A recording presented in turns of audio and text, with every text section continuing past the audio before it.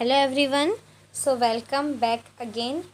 तो पिछले वाले वीडियो में हमने चैप्टर नंबर 6 स्टार्ट किया था साइकोलॉजी का, विच वाज मेंटल डिसऑर्डर्स, जिसमें हमने बहुत सारे डिसऑर्डर्स के बारे में जाना था, कैसे कैसे सिचुएशंस आती हैं लाइफ में when we go through such disorders, है ना। हमने एक मॉडल भी कंप्लीट किया था जो था बायोलॉजिकल मॉडल। बस उसी के आगे आज हम स्टार्ट करने वाले हैं जो है हमारा साइकोलॉजिकल मॉडल। तो let's start. In psychological model studies regarding the responsible factors for abnormal behaviour like personality factors, traumatic experiences, and childhood experiences are conducted. As a result of an effort to understand abnormal behavior, different approaches of psychologists came into existence. देखो, basically क्या बोला है ना कि कुछ ऐसे हादसे हमारे साथ होते हैं कई बार जो हमारे दिमाग में वो चीज़ बैठ जाती है ना। तो वो दिमागी तौर पर वो हमारे बिहेवियर में काफ़ी ज़्यादा अफेक्ट करती है। तो उसी में हमें डीपली यहाँ पे बताया गया है कि किस तरह के अप्रोचेस दिए गए और मॉडल्स दिए गए। तो important models are as under, पहला है साइको एनालिटिकल मॉडल, दूसरा है बिहेवियरल, तीसरा cognitive model, humanistic model, interpersonal model. और मेरे हिसाब से हम आज शायद साइको एनालिटिकल और आई थिंक बिहेवियर और कॉग्निटिव, ये तीन मॉडल आज शायद हम पढ़ने जा रहे हैं। मेरे को नहीं पता कि इंटरपर्सनल या ह्यूमनिस्टिक शायद नहीं है, I think so. Okay, let's start. तो है पहला जो है psycho analytical model. Psycho analytical पे आ जाते हैं। Psycho analytical model is based on the ideologies of doctor Sigmund Freud. Okay, ये अंडरलाइन कर लेंगे, this is a very important point. Psycho analytical model is based on the ideologies of doctor Sigmund Freud. Okay, Sigmund Freud ji के ideologies पे जो psycho analytical model है वो based है। Okay, he gave his this model on the basis of his clinical experiences. The main concept of this model are as under conscious unconscious mind, फिर है देखो ID ego super ego, फिर उसके बाद है psychosexual stages of the development, D है anxiety and defence mechanism. ठीक है, तो ये कुछ गिवन है साइको एनालिटिकल में। तो जिसमें हम फर्स्ट स्टार्ट करने जा रहे हैं with conscious and unconscious mind. अच्छा, कॉन्शियस और अनकॉन्शियस का मीनिंग आई होप आपको क्लियर होगा। देखो, कॉन्शियस माइंड यानी होश में हो, होशो आवाज़ में, एकदम open mind. Okay, and unconscious यानी बेसिकली जिस चीज़ की हमें खबर ना हो, हमारे बेहोशी के हालत में हमसे वो चीज़ मतलब करवाई गई हो या हमने की हो कोई वैसा। Okay, so let's start. According to the Freud, the repressed feelings, emotions and bad experiences in the unconscious mind are responsible for abnormal behaviour. तो एबनॉर्मल बिहेवियर का एक डेफिनेशन देते हुए वो ये कहते हैं, फ्रॉइड जो सिगमंड फ्रॉइड थे वो ये बताते हैं कि अनकॉन्शियस माइंड में की गई हरकतों की वजह से भी एबनॉर्मेलिटी हमें देखने को मिलती है, या आगे चल के हम एबनॉर्मल हो जाते हैं due to that unconscious unstable mind. कई बार हम बेभान भी हो जाते हैं, हमारा ध्यान नहीं होता। जब हमें एक से दो बार कंटिन्यूसली हमारी मम्मी बुलाती है और हमें सुनाई नहीं देता, then suddenly she shouts out very loudly and हमें फिर अचानक ध्यान जाता है, तो वो भी काइंड ऑफ एबनॉर्मलिटी ही शो करता है। He stated that conflicts between conscious subconscious and unconscious mind lead to the individual towards abnormality. Conscious mind is marked with events and experiences of which person is completely aware of. जैसा कि मैंने बोला, conscious mind में की गई हर वो चीज़ होशो आवाज़ में की होती है, इसलिए अवेयर होता है पर्सन कि उसने जो भी किया है एकदम होशो आवाज़ में किया है। Okay, in unconscious mind repress feelings which are challenging, sad and insulting are stored. All feelings and emotions which are immoral and socially not acceptable are pushed to the unconscious mind. ऐसी हरकत करने वाले लोग unconscious mind के लोग ही कहलाते हैं, जो कि उनकी हरकतें जो होती है वो सोशली एक्सेप्टेड नहीं होती है ना, सोशली एक्सेप्ट नहीं की जाती उनकी हरकत by the society. Okay, they are kind of insulting, sad, challenging sometimes. All feelings and emotions which are immoral and socially not acceptable are pushed to the unconscious mind. The individual not aware about the feelings stored in the unconscious mind. Unconscious mind में हो रहे कोई भी emotions या feeling से जो एक person है वो अवेयर नहीं होता. क्यों? Because he doesn't know what is happening with him or her.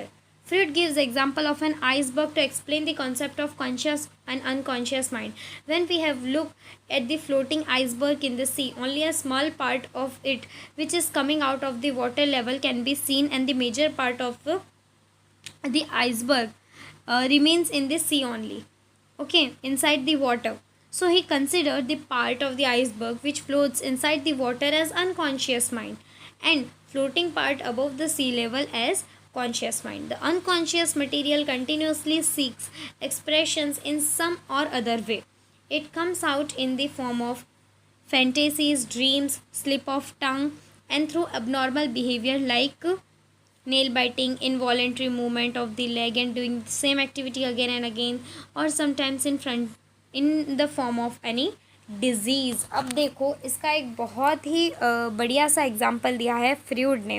उन्होंने क्या समझाया कि एक एग्जाम्पल दिया आइसबर्ग का. अब आई होप आपको पता होगा आइसबर्ग क्या होता है. बड़े बड़े आइस के बेसिकली पीसेस कह लो. तो वो क्या होता है ना, जहाँ पे वाटर लेवल्स होते हैं वहाँ पे देखने मिलता है, राइट. तो उन्होंने कहा कि जो आइसबर्ग होता है एक छोटा सा टुकड़ा है ना, वो टुकड़ा बाहर होता है. कहाँ बाहर होता है? Like above the sea level, above the surface of the water वो हमें पार्ट देखने को मिलता है. और उसका ज़्यादातर जो पोर्शन है वो वाटर के इनसाइड होता है. मतलब remaining part is inside the water. जैसा कि आप लोग यहाँ पे देख सकते हैं, this is inside and this is, oh sorry, I have written wrong, I'm sorry, I made a mistake. So basically this part is outside the water and this part is inside the water, right. inside वाला portion कौन सा है? ये वाला ना. तो this is inside. तो उन्होंने ये कहा कि जो इनसाइड है, जो आइसबर्ग का जितना पार्ट इनसाइड है, उसे हम ये मान लेंगे कि वो अनकॉन्शियस माइंड है. यानी बेसिकली हमारी लाइफ में हो रही ज़्यादातर चीज़ें हमसे अनकॉन्शियस स्टेट में हम करते हैं. जब हम होशो आवाज़ में नहीं होते. कई बार हम कई चीज़ गुस्से में कर जाते हैं. कई चीज़ हमारे साथ ड्रीम्स में होती है ना. हम बहुत सारी ऐसी चीज़ें सोचते हैं जो कि ड्रीम्स में होती है, but then we do not remember them, right और रॉन्ग. अब हम सपने देखते हैं ना, हम सभी कुछ ना कुछ अजीब अटपटे से सपने देखते हैं. तो वो अनकॉन्शियस स्टेट, ड्रीम देखना भी एक अनकॉन्शियस स्टेट में ही काउंट होता है. और ये जो आउटसाइड पोर्शन है, ठीक है, जिसमें लिखा है कॉन्शियस माइंड, तो दैट इज़ उतनी चीज़ें हम होशो आवाज़ में करते हैं when we are aware of it, कि ये सारी चीज़ें हमारे साथ हो रही है. चलिए देखते हैं आगे क्या बताया है उन्होंने. नेक्स्ट है ID, ego and super ego. Freud theorized that a person's behavior results from the interactions of three key components of the personality. देखो पर्सनालिटी के मेन 3 की कंपोनेंट्स कौन से बताए? तो क्या ID, ego and super ego. The ID is the source of instinctual drive and follows pleasure principal. This is a coming question in exam. Her exam में इनके बेसिस पे क्वेश्चंस आते हैं. So please you must stay aware of it. और ये underline कर लो, ये बहुत एक इम्पॉर्टेंट क्वेश्चन है. बेसिकली ये आता है लाइक MCQ में या 1 मार्क के क्वेश्चन में, कि आईडी जो है वो कौन सा प्रिंसिपल इट फॉलोज. तो pleasure principle, you must know that. और इसके भी देखो आईडी के भी the drives are of the 2 opposite types. 2 opposite type के इसमें ड्राइव्स भी होते हैं. पहला लाइफ इंस्टिंक्ट और दूसरा death instinct. Life instinct is a constructive drive primarily of a sexual nature which constitutes the libido और eros the basic energy of the life. ठीक है, stable form basically one can say. और death instinct समझो, आप automatically समझ जाओगे क्यों इसका अपोजिट का है. Is a destructive drive and tend towards aggression, destruction etcetera. Aggression has 2 directions, external and internal. देखो ये भी अंडरलाइन कर लेंगे हम. एक्सटर्नल एंड इंटरनल वाला, कि एग्रेशन के भी दो वो होते हैं डायरेक्शंस, एक होता है एक्सटर्नल और एक होता है इंटरनल। इंटरनल में बेसिकली क्या होता है, जब हम अपने आप को हार्म करते हैं, है ना, कोई ऐसे थॉट या ऐसे बातें रह जाती है जो हम कई बार दूसरों से शेयर नहीं कर पाते और मन ही मन हम घुटते रहते हैं उसके अंदर, राइट। तो कहीं ना कहीं उससे हम हार्म हो रहे, स्ट्रेस ले रहे, डिप्रेस्ड हो रहे, एंजाइटी बढ़ रही है, हमारे बॉडी के डिजीज़ इलनेस हम बढ़ा रहे। So that is internal. और external it means what, when we are trying to harm someone else, है ना, we are quarrelling with others, we are fighting with others, तो वो एक्सटर्नल हो जाएगा, समझ लेते हैं। When it is extremely directed behaviour like beating, quarrelling, murder, harm to others, है ना, जैसे कि मैंने कहा दूसरों से कुछ लड़ाई, कई बार मर्डर के केसेस भी हो जाते हैं, हम सुनते हैं, occurs when it is directed internally, the person will harm himself by nail biting, piling the skin of the fingers etcetera. यानी यहाँ पे कुछ ऐसे एक्शन बताए जैसे हम खुद को ही, हम जब अनकॉन्शियस स्टेट में होते हैं, ठीक है, अनकॉन्शियस स्टेट में हम क्या करते हैं, हम कुछ सोच रहे होते हैं और हम अपने नेल्स बाइट करते हैं। कईयों को ये आदत होती है कि कंटिन्यू किसी डीप थिंकिंग में पड़ जाना and then they start to bite their nails, और उन्हें रियलाइज़ ही नहीं होता कब वो आधे नाखून खा जाते हैं अपने, है ना, उसके इवन उसके साइड की चमड़ी भी वो लोग उखाड़ देते हैं। So like that kind of behaviour is seen. तो दो इंटरनली वो अपने आप को हार्म करे।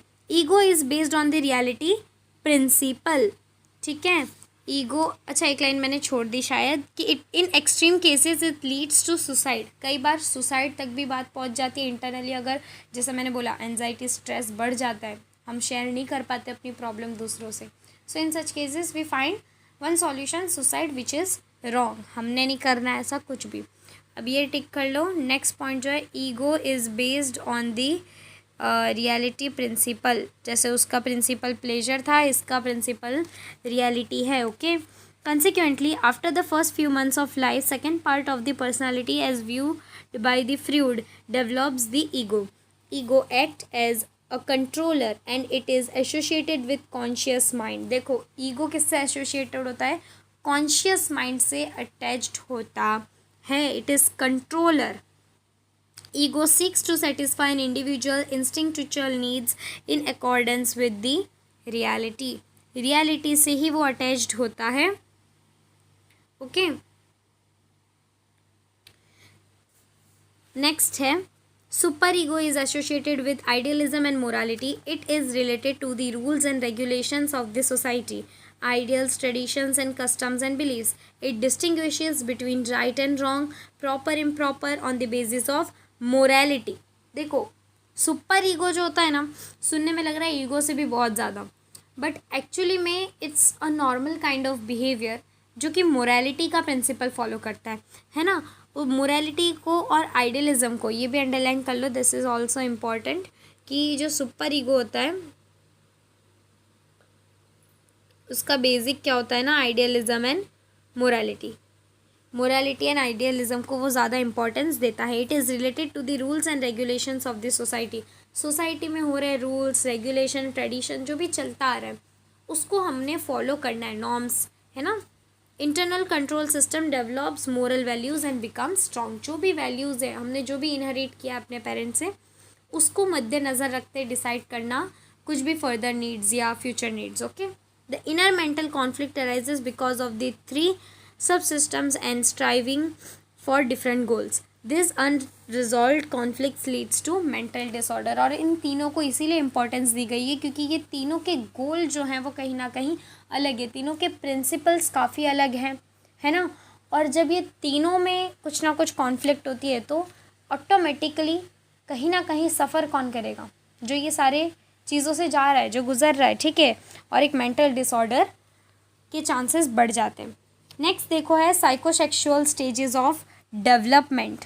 ये हमने 11th क्लास में भी पढ़ा था इन दिस साइकोलॉजी ओनली, है ना। उसमें बहुत डिटेल में इसके क्लासिफिकेशंस गिवन थे, बहुत बेसिक है, ज़्यादा कुछ सोचने की इसमें ज़रूरत नहीं है, okay.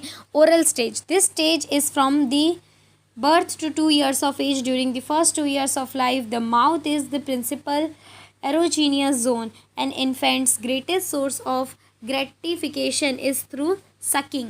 a process necessary for feeding. A child feel pleasure by sucking or putting things in the mouth in this stage.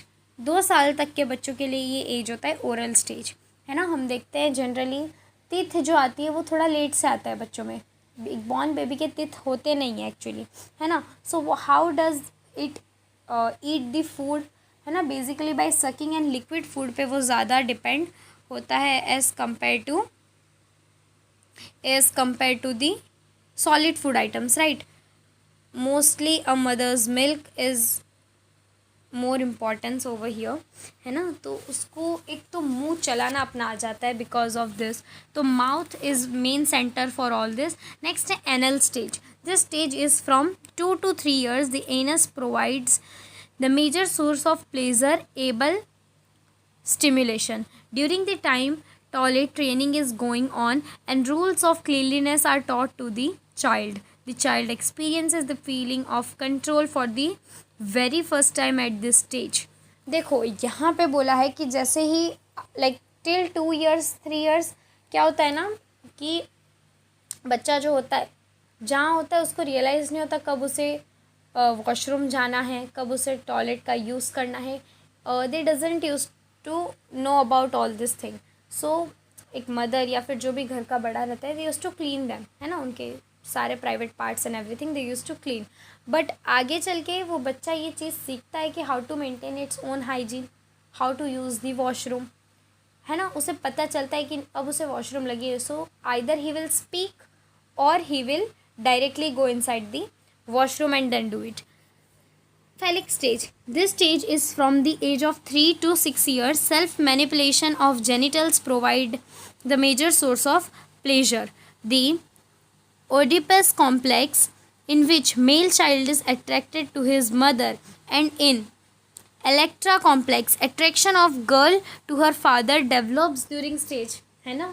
Generally हम कहते हैं गर्ल्स को कि पापा की परी हो, एंड बॉयज़ को क्या कहते हैं, बॉयज़ को आई डोंट नो, मम्मी के मगरमच्छ.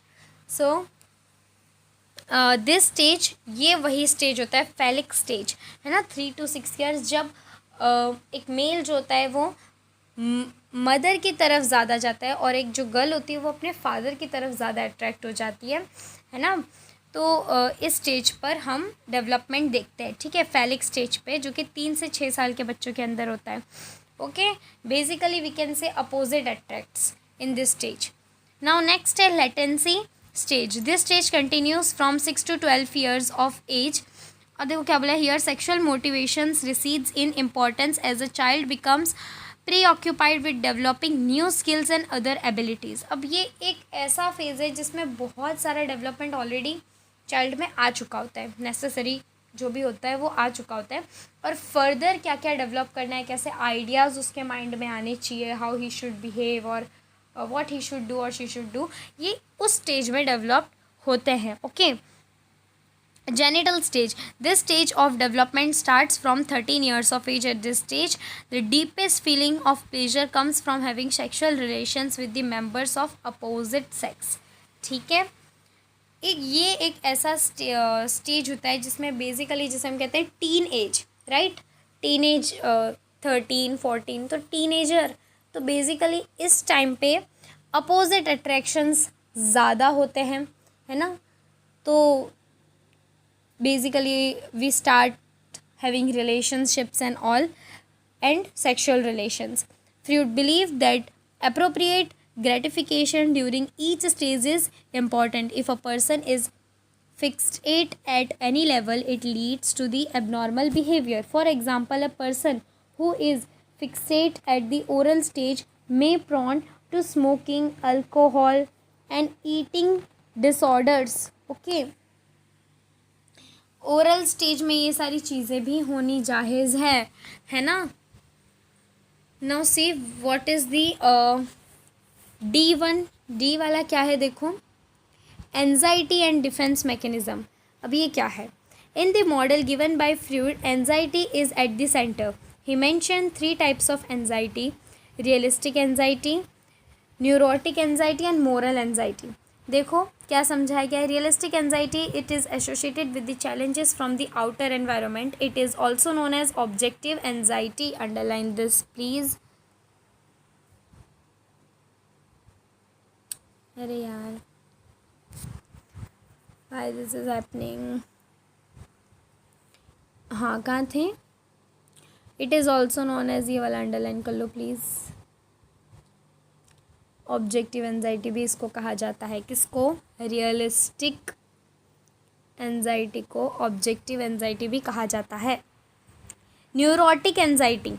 For this type of anxiety, mental conflicts and insecurities are responsible, which are extreme in the nature.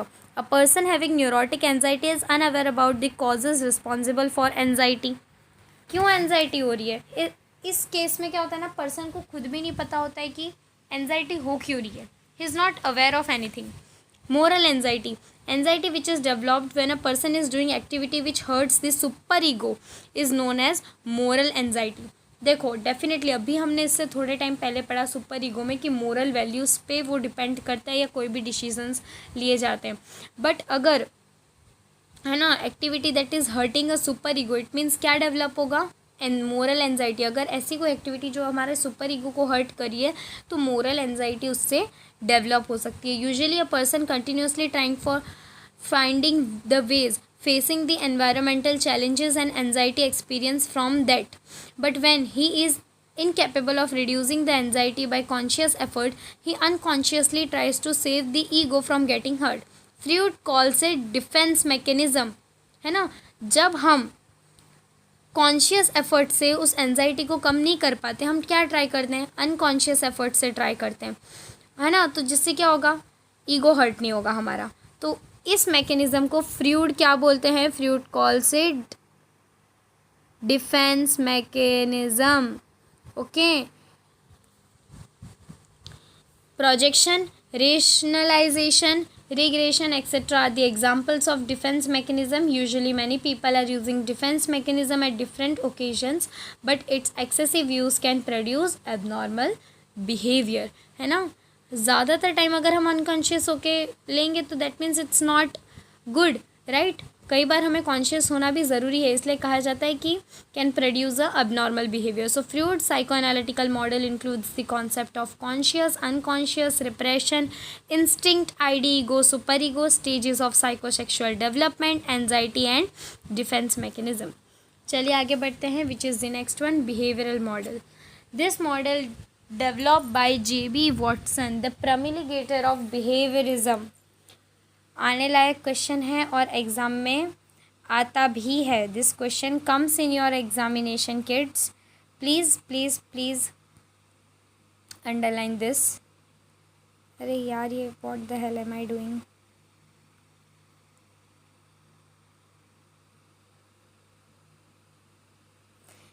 Okay, I hope you have underline this. Behavioural model, J.B. Watson, promulgator. Okay, who is associated, ये word भी use हो सकता है.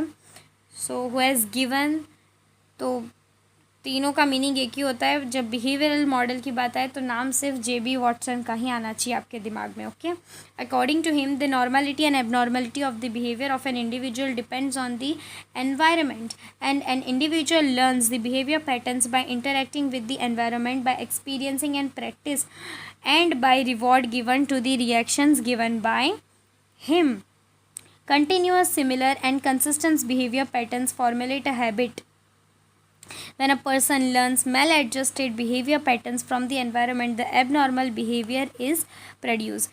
If we can change the nature of the learned behavior patterns, then the maladjusted behavior becomes well adjusted and the normal behavior can be developed.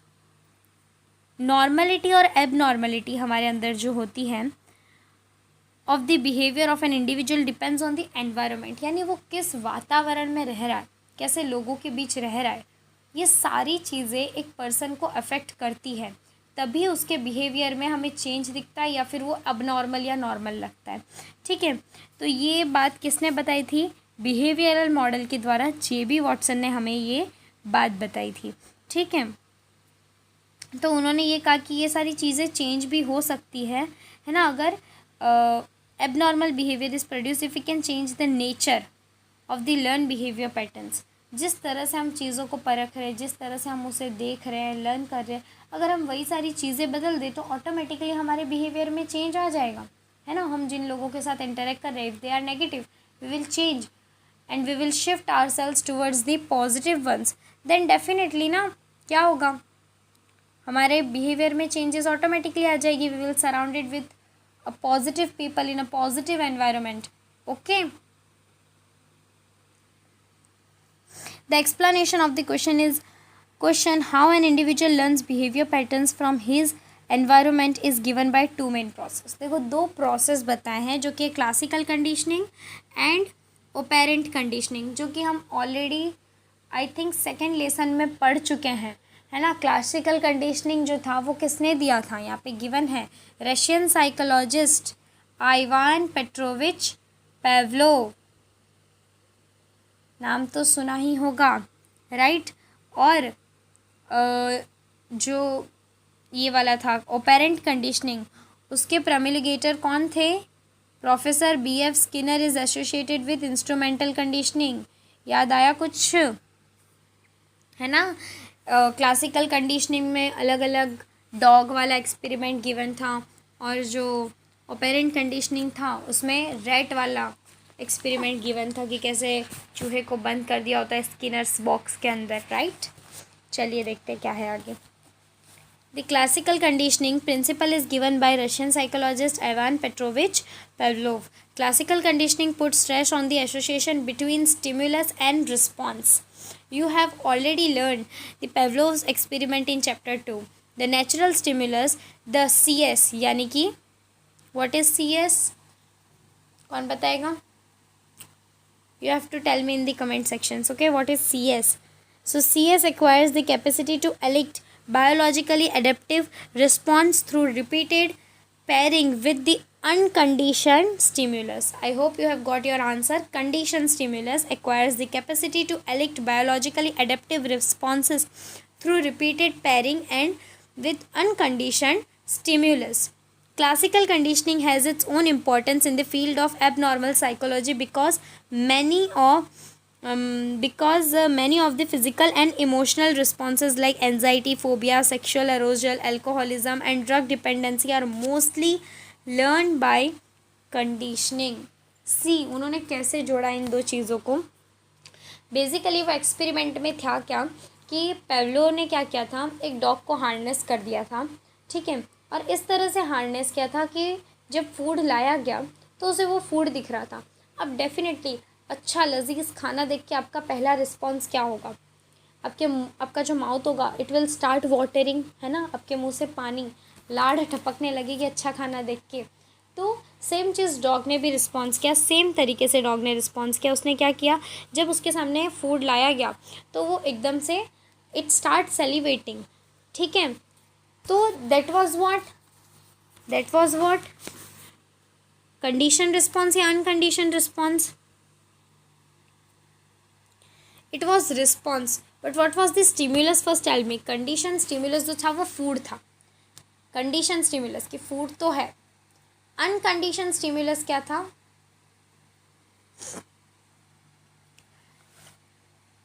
Tell me what was unconditioned stimulus in the comment section, you have to tell me again, okay। तो उस time पे जब food लाया गया dog ने सेलिवेट करना start किया, फिर एक बज़र बजी कुछ समय के बाद। डॉग तब तक सेलिवेट करता गया जब तक उसे फूड नहीं दिया गया। बज़र बजने के बाद वो पैलेट उसके पास गया और उसने खाया। अब कंटिन्यू एक्टिविटी कुछ डेज तक रिपीट होती गई, तो फाइनली उसे क्या पता चला, डॉग को क्या पता चल गया, फाइनली डॉग को ये चीज़ पता चल गया था कि जब एक बज़र बज रहा है, एक साउंड प्रोड्यूस हो रही है, तभी मुझे खाना दिया जा रहा है। Without that sound they are not giving me the food. तो उसे ये पता चल चुका था, मैं पहले से क्यों भाई सलेवा अपना गिराने लग जाऊँ। Why will I salivate from the starting, let them first press the buzzer, after pressing the buzzer I will salivate, है ना। जब वो बज़र प्रेस करेंगे तभी मैं सेलिवेट करूँगा, उसने ये डिसाइड कर लिया। तो अब जब बज़र बजाना स्टार्ट किया तभी उसने सेलिवेट किया और उसको फूड दिया गया, ठीक है। तो ये चीज़ भी इंसानों के साथ होती है। When why they become so addictive, why they become alcoholic, है ना, ड्रग डिपेंडेंसी, बिकॉज उन्होंने वो कंडीशन हो गए कि ये करोगे तो तुम्हें ये चीज़ मिलेगी, है ना, उनको उस जाल में फंसा दी गया है कि ये नहीं होगा तो नहीं बात बनेगी, ये करना ही पड़ेगा हमें, ठीक है।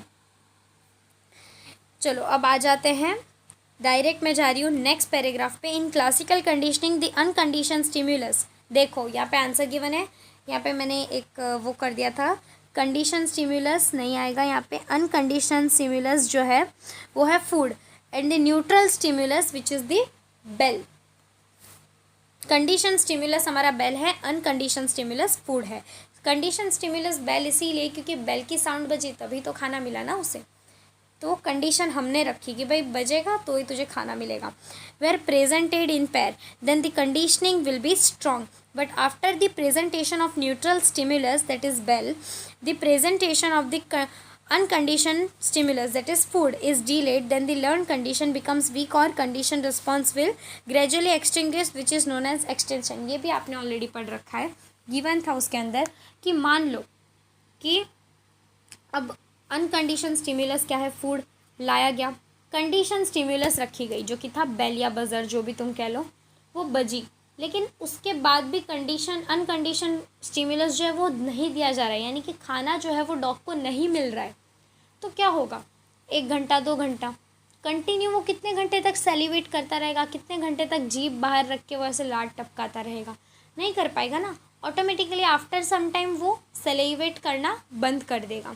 तो इसे हम क्या कहेंगे, एक्सटिंग्विश हो जाना, यानी extinction. For abnormal behaviour like fear and anxiety this method of extinction is used. तो ये चीज़ भी होती है कई बार एबनॉर्मल बिहेवियर में। Professor B.F. Skinner name is associated with instrumental conditioning, which plays an important role in shaping the behavior patterns of the children. In this conditioning, reinforcement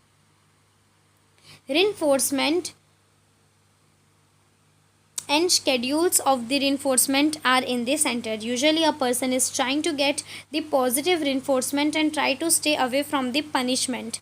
Reinforcement develops the behavior patterns of the individual. Okay, तो यहाँ पे B.F. Skinner का experiment भी हमें पता है, instrumental learning क्यों करते थे, क्योंकि मैन उसे खुद ऑपरेट करता था, है ना, या फिर जो रैट है वो ऑपरेट करता है। बेसिकली रैट को अंदर रख दिया जाता है, जब वो खुद उस बज़र को एक्सीडेंटली प्रेस करता है तो ऑटोमेटिकली फूड जो है वो केज के अंदर जाके गिर जाता है। तो इस तरह से उसे पता चल जाता है कि अब मुझे प्रेस करना है बज़र तभी मुझे खाना मिलेगा। तो ये एक इंस्ट्रूमेंटल है कि whatever you will operate you will get. So एक पॉजिटिव रिइंफोर्समेंट का एक और एग्जांपल ये था कि मदर अपने बच्चे को चॉकलेट दे रही है आफ्टर फिनिशिंग द वर्क, है ना, तो रिस्पॉन्स मतलब क्या हो गया, इंक्रीज़ हो गया। When presented after a response तो वो इंक्रीज़ हो जाता है, उसकी प्रोबेबिलिटी जो है वो इंक्रीज़ हो जाती है। जैसे बच्चे को बोला गया कि तुम करोगे तो तुम्हें चॉकलेट मिलेगी, तो उसको और एक्साइटमेंट हुई कि हाँ भाई वर्क करूँगा तो मम्मा चॉकलेट देंगी, that's why he starts doing it further more, right. तो that is positive reinforcement. The type of behaviour which elicits reinforcement becomes firm the person will behave accordingly, है ना। Skinner tried to explain the adjusted and maladjusted behavior by the hypothesis of reinforcement and stimulus discrimination. When a person learns to discriminate between two stimuli, then he will be able to adjust with the situation. From the stimulus present, what type of response is to be given to which stimulus and what will be the outcome, understanding and of this situation will help the person to get adjusted with this situation, while a person who lacks this type of understanding is becoming the victim of maladjustment and gives birth to the abnormal behavior for a longer time.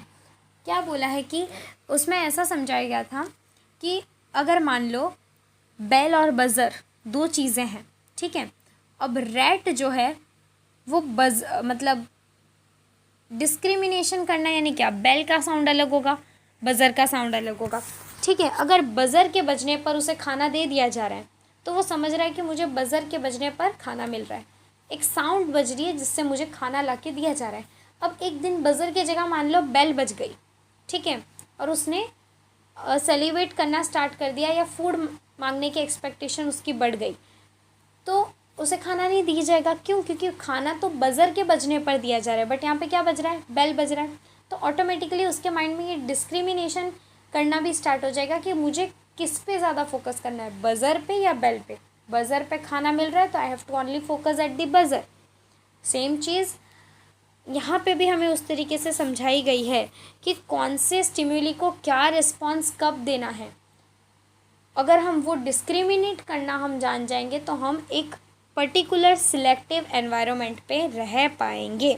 ठीक है, final है हमारा cognitive model. Behaviouristic accept only those behaviour patterns which can observe, can be measured and can be tested by the others, and only those behavior patterns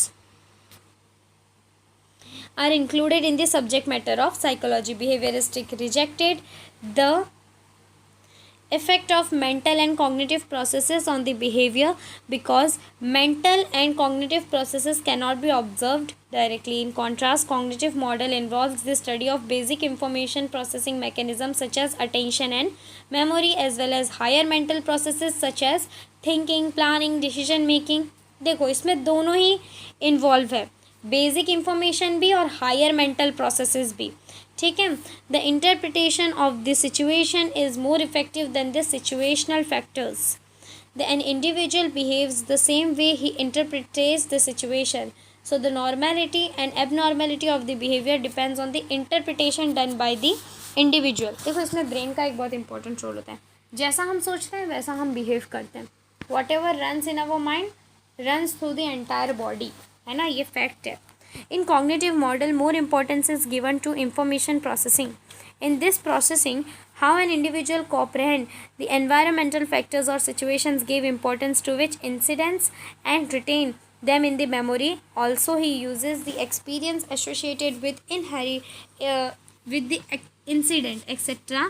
are included in this processing. Three factors. कौन से? Attention, memory and organizing structure.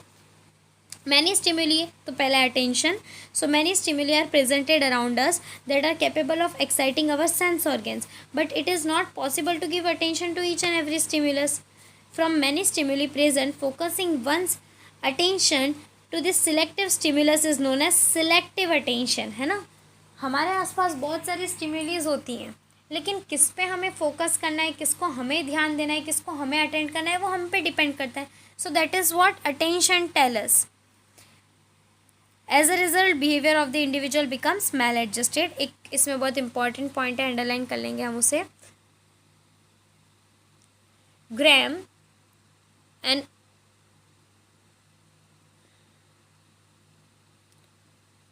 ये वाला point